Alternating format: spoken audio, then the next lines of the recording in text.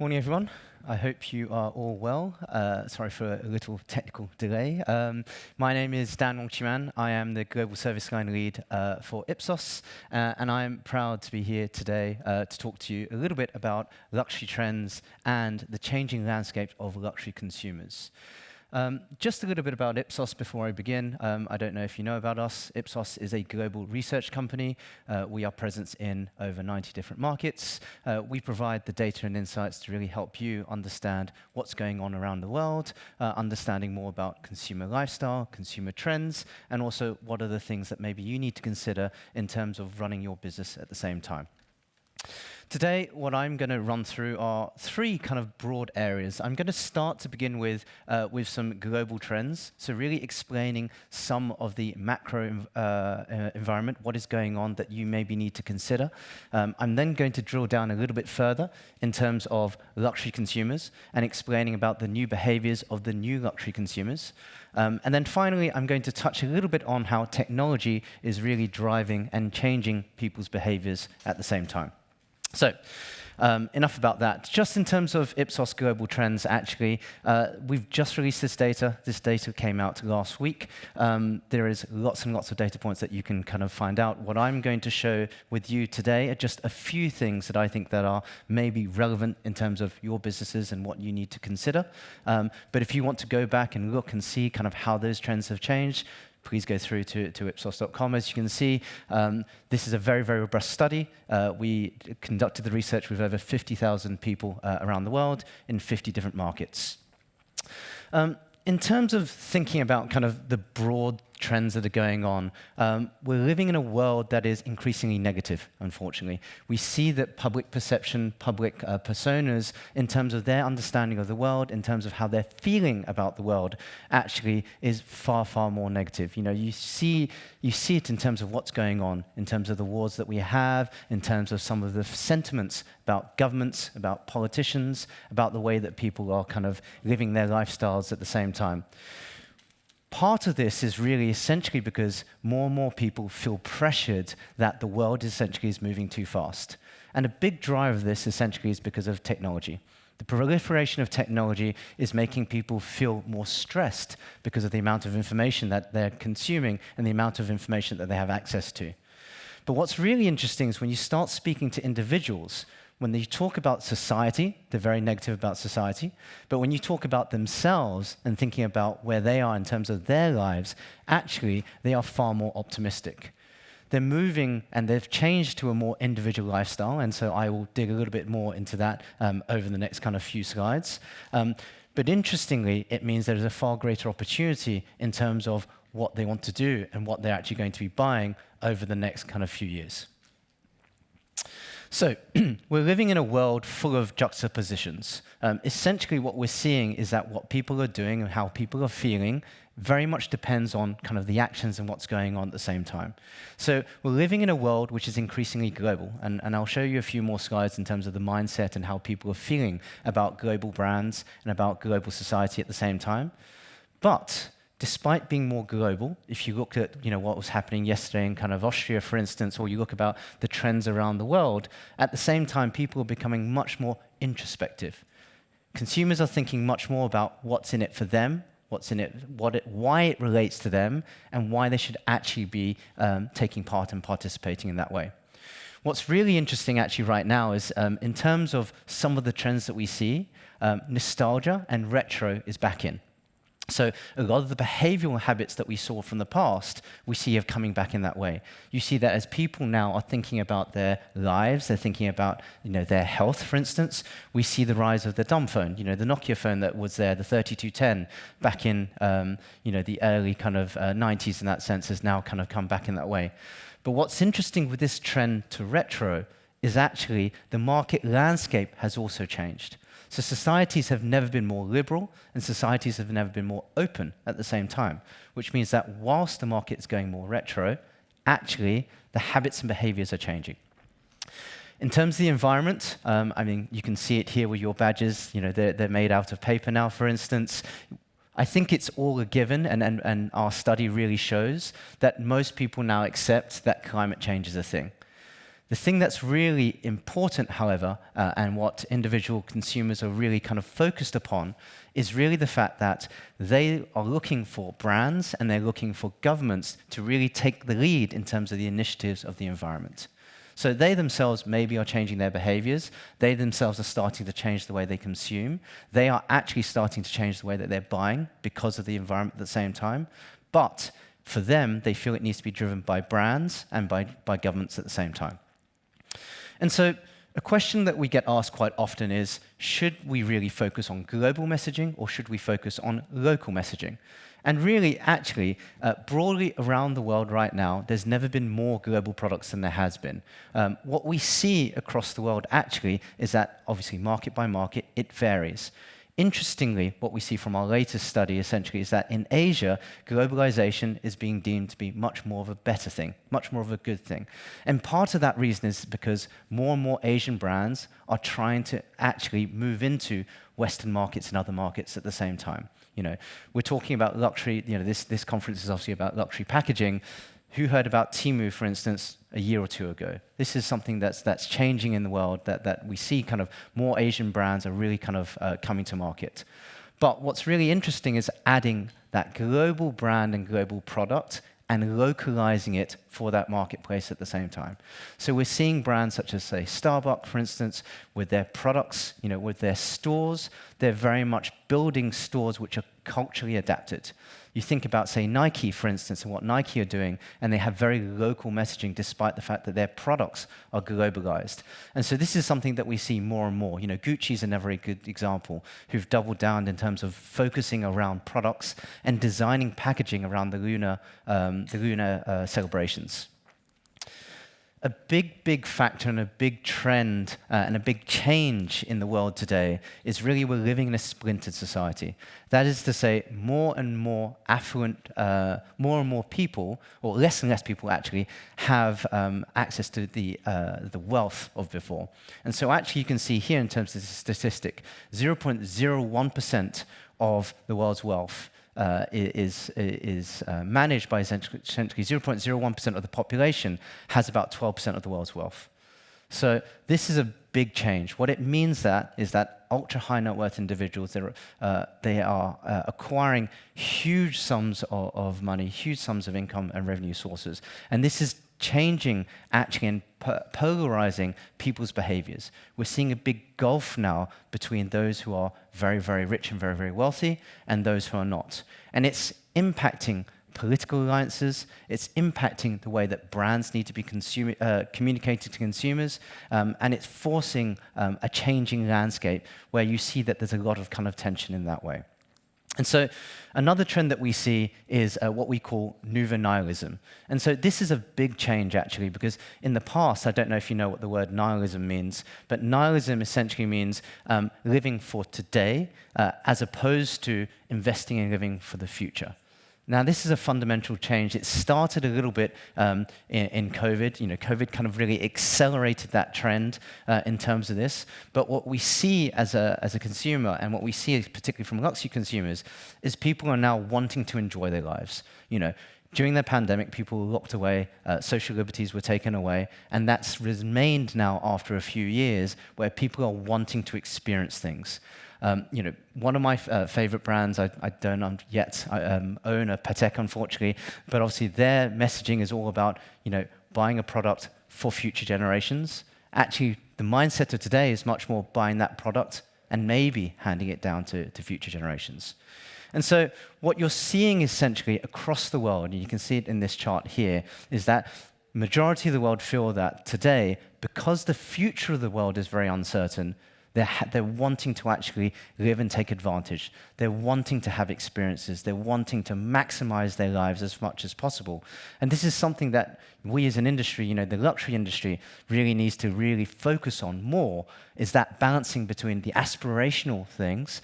Quite often when we talk about luxury, we talk about exclusivity. And I'll talk a little bit more about the changing term of exclusivity in a few slides' time. And that notion that actually what's in it for me today and how am I going to benefit from it today. And so this is a big trend, and it's all about kind of trust. So I wanted to kind of focus a little bit more in terms of who are the luxury consumers of today. And what's interesting is there is still this misnomer in the marketplace that a luxury person or a luxury shopper or a luxury buyer is a wealthy, old, white male. Now, that's not to say that there aren't wealthy old white males. That's not to say that they don't kind of give to their wives. But actually, the trend today, and more importantly, what is the real image of today's luxury shoppers, are they millennials and Gen Zs. So by 2026, you can see that 75%, so 3 in 4 luxury shoppers will be millennials and Gen Zs. And so I thought I'd share a little bit more in terms of the behaviors, because their behaviors are very different to the generations before. A common misconception that we also see, when you think about the world today, quite often, I feel this all the time where I go to dinner and I feel it's more expensive. A common misconception today is that the youth of today actually are far poorer than the youth of before. Actually, when you start looking at the statistics and you start looking at the top 20%, for instance, you can see that the affluent youth, so affluent millennials and affluent kind of Gen Zs, are far wealthier than before. And part of this is because of the pandemic at the same time. What we've seen essentially is the work from home behavior. So on average now, most companies are mandating that people are in the office maybe 3 times a week. Those 2 days means that younger people are not going into the office anymore. They're not having to spend in terms of commuting. They're not having to spend in terms of having to eat out in that way. We're seeing it's impacting bars. We're seeing it's impacting restaurants. What is interesting also is the fact that because they're working from home, a lot of them are now staying at home for far longer, which means actually they're acquiring and they're accruing far more wealth. The work from home mentality, and that's because of digital and it's because of technology, has also meant those at the very top end have been able to scale and launch global businesses at a far faster rate than ever before. And so again, when you see that top end now have a much bigger disposable income than they've ever had. Now, whilst they have a bigger disposable income, what they have become is very, very fussy. They become very, very picky and very, very choosy. And so I'll dive into that a little bit more over the next few slides. Not only are kind of the affluent millennials and affluent Gen Zs the ones that are going to be driving the luxury economy going forwards, you can see actually they're also the ones that are going to be spending more at the same time. So they are very much a new demographic that we need to be focusing on to really consider about what are the ways to attract them, what are the ways to really kind of appeal to them, because their behaviors, the way they've grown up, is fundamentally different to the generations before. And so when we look at the world around us, I talked about some of the political shifts. I talked about a little bit of the economic stability at the same time right now. We are in an environment where it's an unstable landscape. It's not very certain in terms of where kind of things may go. There are certain markets that are teetering on potential recession.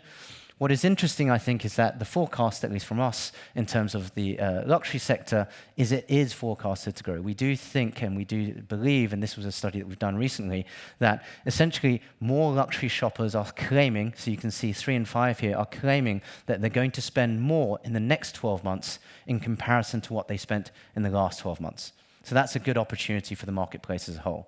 Now, the thing that we need to be mindful of and consider, and this is really an impact because luxury brands now have launched kind of entry brands. If you think someone like a Hugo Boss, for instance, with a Hugo range, you can see that audiences now are being introduced to luxury brands at a far earlier stage. The challenge is how to move them along that journey. And this is where essentially the products and the product design is very, very important in that manner. So this is something that we need to be thinking about, and it's something that customers need to be kind of testing around more and more in building the differences between the different kind of levels of their brands. What's also interesting actually now is the fact that the first luxury product, before about 10 years ago, you used to buy that at the age of 25. Today, it tends to be around the age of 16 that they're buying their first luxury product. So they are far, far younger. And it means that we have to be changing in terms of how we're communicating and attracting them at the same time. Across the board, Luxury fashion essentially is where most of the increase is going to be. We see that there'll be more increases in beauty, more increases in accessories, more increases in watches and jewelry. The underlying message here, though, apart from it being growth, is also the fact that the investment that's being made are far larger sums. We're talking on average thousands and thousands of euros or pounds in that way. What is the big change, and something that I wanted to kind of introduce you to actually, is the fact that we've moved in terms of our society. So you can see 2 data points here on screen. The first one is probably very reassuring to all of you. 69% of luxury shoppers agree that luxury brands, they buy luxury brands because it expresses something about them. The second one, maybe, is a little bit more of a shock and is a little bit of a changing trend in the marketplace at the same time. So 2 in 3 luxury shoppers say that it's important that luxury brands reflect the society that they live in. We have now moved to a values-based society. People now are really choosing brands on if it matches up to what they perceive to be their values, to how they want to live their lives. It is less of a status symbol, and it is more about kind of what is it that I want to express? Who am I? And that's why people are choosing the different brands and different kind of products that they choose. What we see now, essentially, especially from luxury consumers as well, is luxury consumers are the types of people who are more likely to go and validate and more likely to go and verify. So if you are trying to communicate, if you're creating, for instance, packaging which you're saying is more eco-sustainable, they will go and check it. So it's very, very important that you really do walk the talk, and that if you're trying to be zeitgeisty, that you are really true to that behavior. Now, if you remember back in a little while ago, Pepsi, for instance, with Kendall Jenner, they tried to say that you can save the world with a can of Pepsi. That was an example of a massive marketing failure where, because you can't do that, it has a big brand damage. And what we're seeing is the new generations, because they like to share, because they like to be opinionated, actually, if you are not true to your brand, if you're trying to take advantage of a seminal moment and it's not true to you, it can do far more harm than it can do good. So be careful of greenwashing, be careful of trying to leverage kind of moments. But one of the big things that we do see is that there is now an escapism in terms of why people are buying kind of products. And so a big reason that people are buying brands, you can see I've just picked a few kind of different countries here to show you kind of the trends. So I picked a couple that were right at the top almost 10 years ago, and I picked some that were close to the bottom. This is a big kind of factor now in terms of personal values being a key driver as to what products people are going to buy and what products people want. So it is a global trend, not a local trend. I talked about the fact that luxury consumers are more likely, they're 2x more likely to go and validate and say. They're also far more likely to believe and far more likely to have this type of profile where sustainability is important to them. Now, sustainability means lots of different things to lots of different people at the same time, so we do need to be careful with that. But they are the types of people that will go and look at your track record. You know, they are the types of people now who will really think about, well, how can I upcycle this afterwards? The longevity of a product is far more important than ever before. Before, products tended to be bought just for a little while. Now, actually, the value of that product, and if they can resell that product and keep that product, is far more important to them. So, like I said before, it's very important that you kind of walk the talk. In terms of the main factors as to why luxury products are being bought, it's still very similar. You know, there's not a lot of changes in terms of the data that we see here. In terms of affluent individuals, high net wealth individuals, they are still willing to pay more for quality and brands of higher quality at the same time. And then down the list here, you can see in terms of order of preference, kind of what's important to them. So in terms of thinking about the packaging that you have, in terms of thinking about how you're conveying kind of that brand presence, that brand message, quality, craftsmanship, and expertise is very, very important.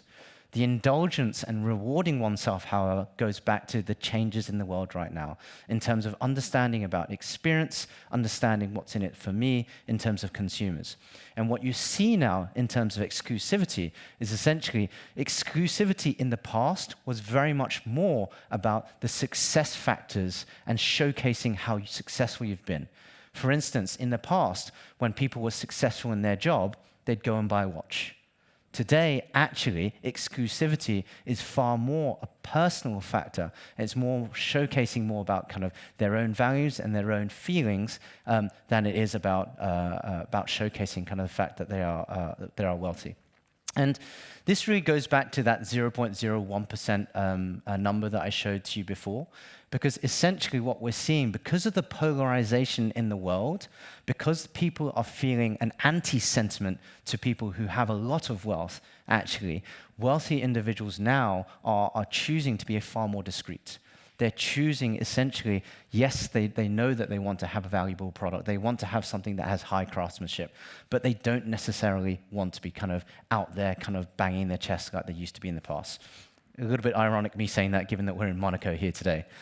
So when you're thinking about kind of this new generation, when you're thinking about kind of trying to attract and trying to appeal to them, considering about the types and ways that they're looking for, you need to think about the fact that they no longer want to brag, they no longer want to boast, it's no longer about their status in that way. It's all about actually how does the luxury make them feel, because we are now moving into an emotional economy. Essentially, how they see the product and what they view of that product is becoming more and more important to them. Actually, there's an interesting statistic in terms of impressions. So in terms of creating an impression, it takes just 3 seconds. So if you think about the new consumers now and that perspective that they're creating, within 3 seconds they're choosing, is it something for me or is it something for not? And it's actually quite difficult to change that mindset afterwards once it's become there. So when thinking about the younger audiences, when thinking about the generations that are going to be the future kind of luxury spenders, you need to be tying more into how can you play on their emotions. So when you're thinking about your designs in terms of your packaging in that way, you need to be thinking about also how can it be something for them, something that they can keep in a way that they're proud of it. So we see now this trend where the packaging that is kept is quite often kept now on the side because it's a piece of its own. And just to give you a few facts into this and why I say this is a very different kind of demographic when you're thinking about different audiences, you can see that Gen Z and millennials are far more likely to be emotional spenders as opposed to rational spenders. So when you consider the generations of the past, it was very much a considered thought. It was very much, well, I want to have this product because it's going to allow me to do X, Y, Z. Today, however, because it's all about their feelings, it's all about feeling good, it's all about feeling healthier, it's all about feeling better, actually, products that are able to convey that message, to show that message, are the ones that actually are doing far, far better.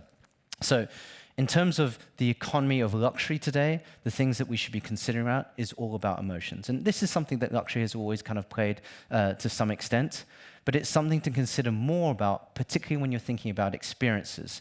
Because essentially what's happening now is audiences are wanting a far richer experience, they're wanting to understand, and they're wanting to spend more than ever before.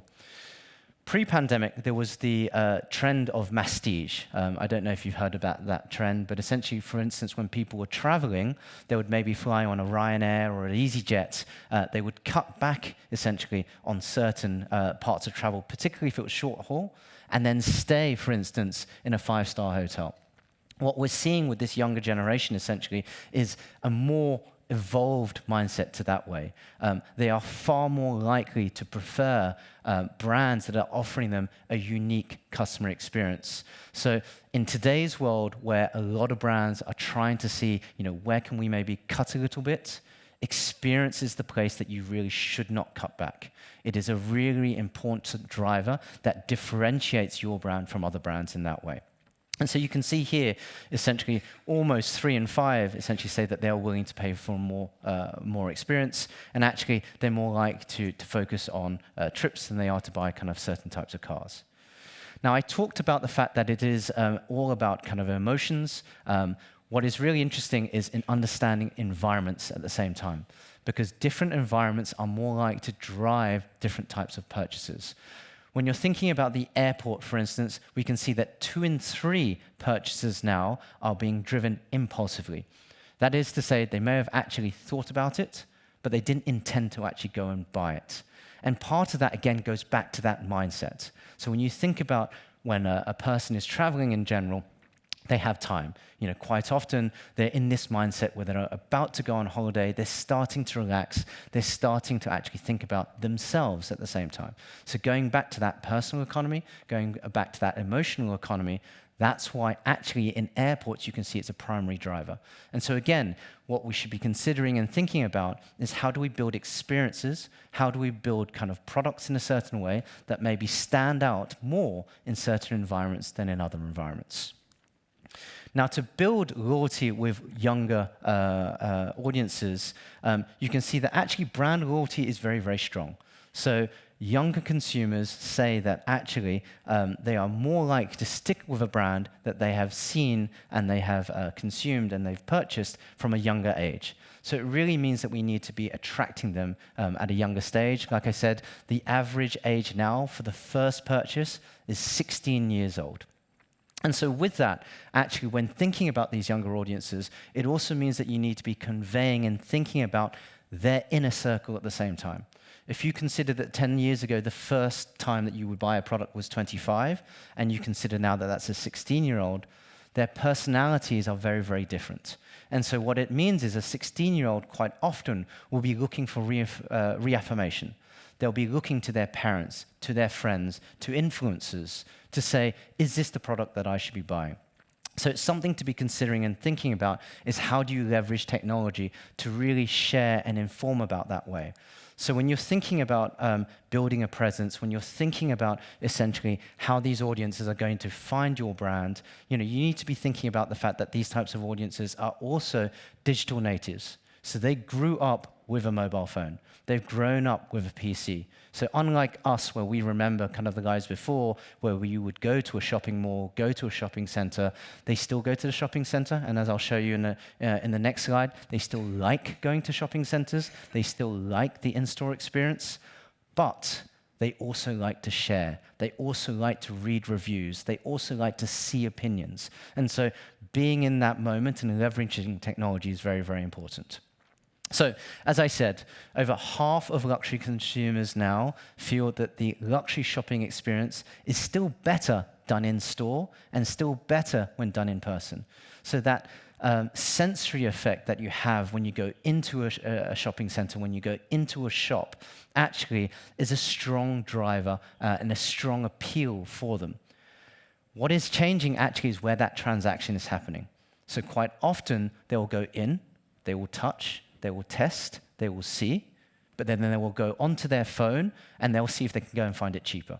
And so what's really important actually is, can you build and can you define the same experience digitally? Because what is happening is if you don't have the same experience digitally as you have in-store, quite often that's the block that says to them, you know what, maybe I won't buy this product, maybe I'll look at something else. So this is where you really need to consider how you can leverage digital tools to kind of add to that brand effect and add to that brand story. Around the conference center, I was walking around, and I saw you've now got kind of QR codes everywhere. What we need to be thinking about as an industry is how to design that in a way to increase augmented reality, to leverage the benefits of augmented reality. Because like I said, this audience are technology first. There's a limited space when you think about kind of packaging, but there's a lot of things that you can tell through augmented reality, and you can build a stronger presence and a stronger strength in terms of why people should be leveraging, why people should be buying your brand and buying your products. And so a few statistics in terms of augmented reality. The first one is you can see that the majority, in fact, nearly everyone says that they would be prepared to test and try AR capabilities with luxury brands. You can see that 2/3 of them feel that they would be more comfortable testing a product with AR than they would in store.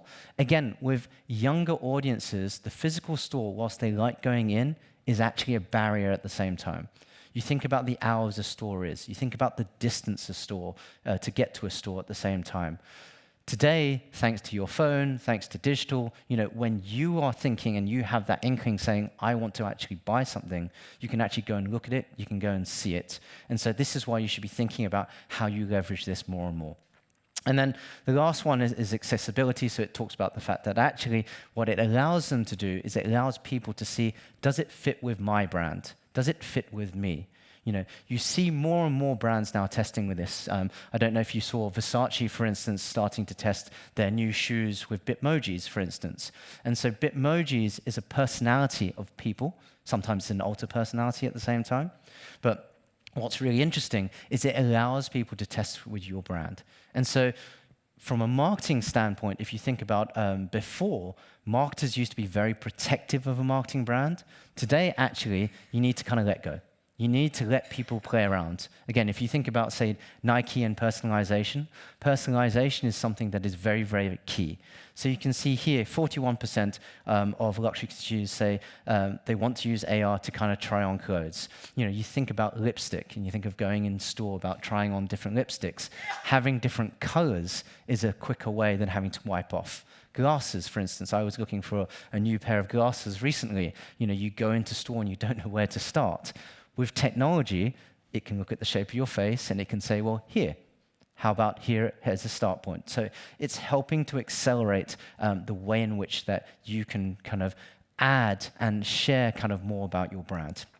And so just the last few slides from me to really kind of focus in terms of why technology is very key. When you think about the individualism of a person, and you think about how they're changing their behavior and their engagement with products at the same time, you see that their lifestyles now, they're wanting to know more about the brand itself. They're wanting to know more about, does it really relate to how they are? They're wanting to know about the whole life cycle journey at the same time.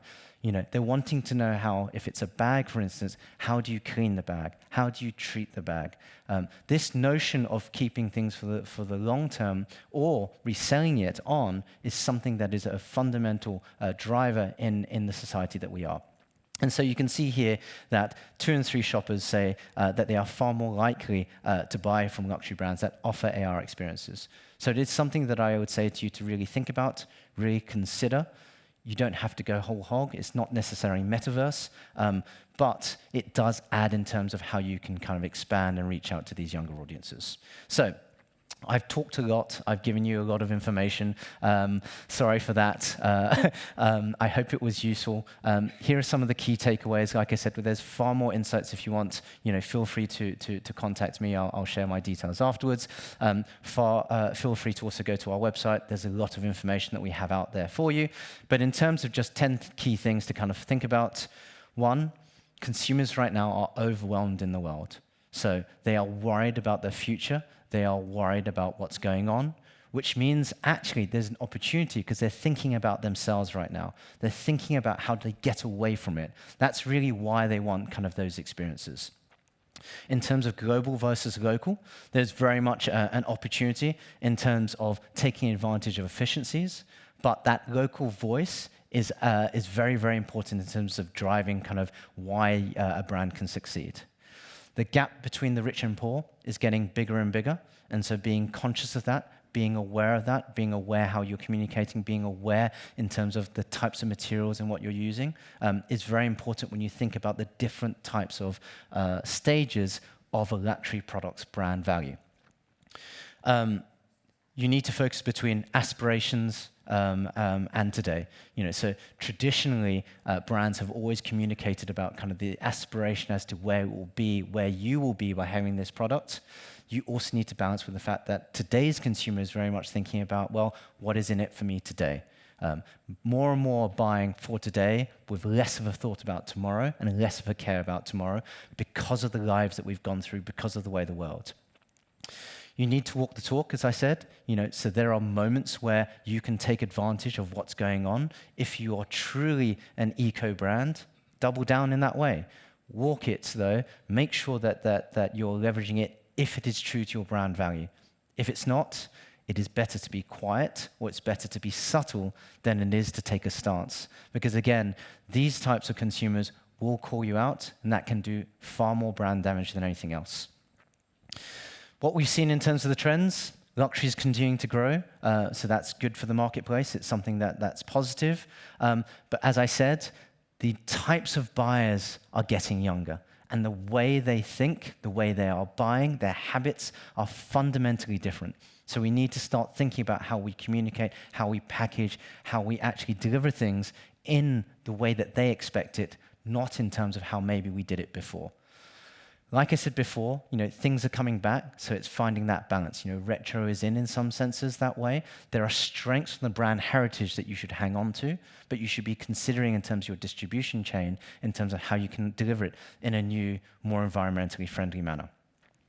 The world has gone emotional. I think we see that around the world. We see that in terms of people's opinions. We see how quickly people react. There is this almost kind of knee-jerk reaction now. So in some ways, building, creating kind of dreams, creating kind of emotions can kind of drive success. But you really need to balance that between society and individualism. And the last one, as I talked about to the end, is all about kind of technology. Think about how you can use technology, because technology is something that they're very used to, that they are driving in terms of sharing and driving in terms of using to buy kind of products today. So thank you very much. Thank you for your time. I hope this has provided you with some high-level insights in terms of what's going around the world, how kind of consumers are changing, and some of the behaviors that you may need to consider. I believe we've got a little bit of time if there's questions, so feel free if there's anything that I wasn't clear about or if you wanted to find out more about.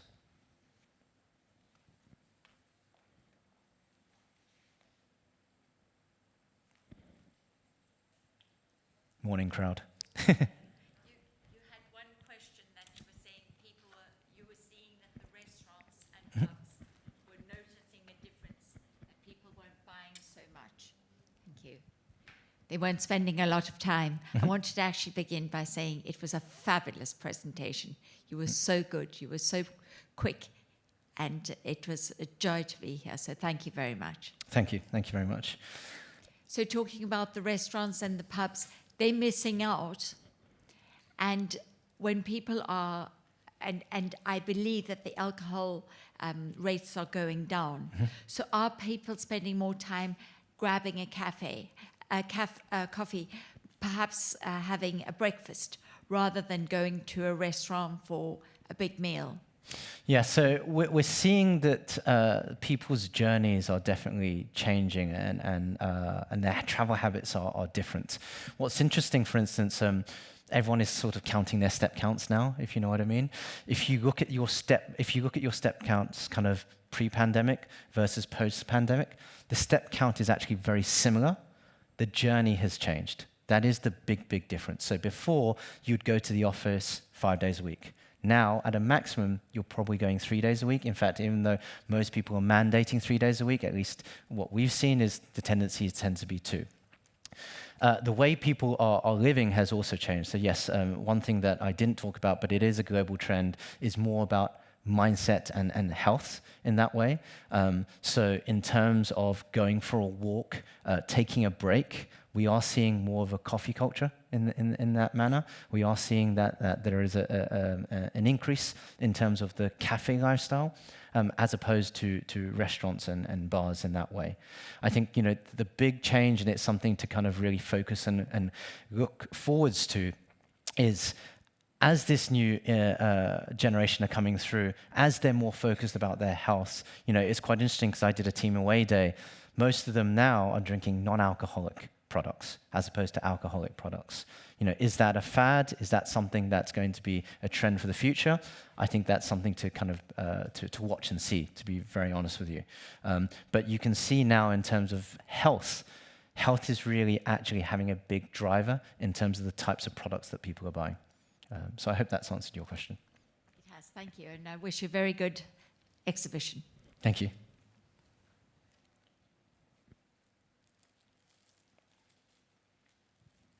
Good morning, thanks. I echo the quality of the presentation. I have a question about the emotional shopping at a very young age.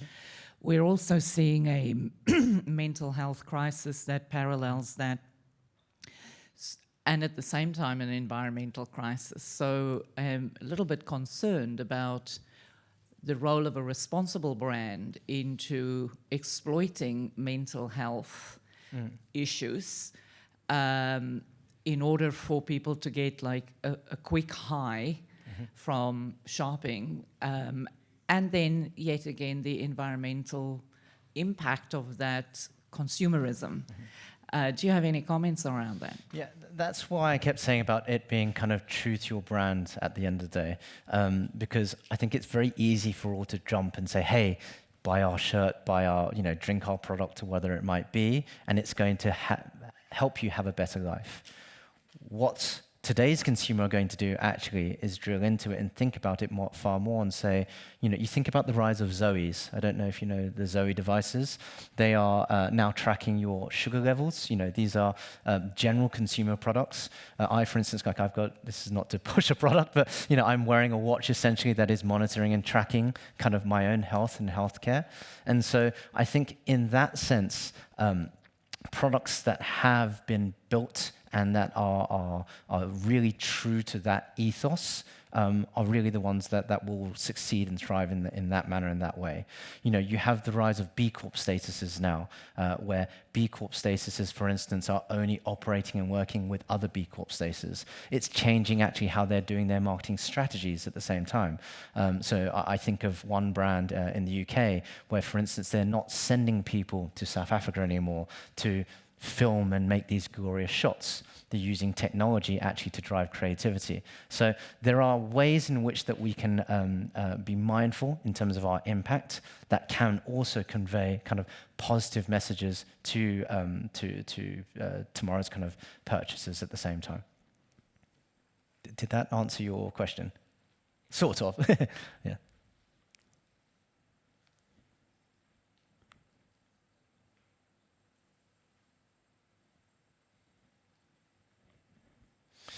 Well, thank you very much for attending. Thank you very much for listening. And I wish you all a lovely exhibition and a lovely day. Thank you.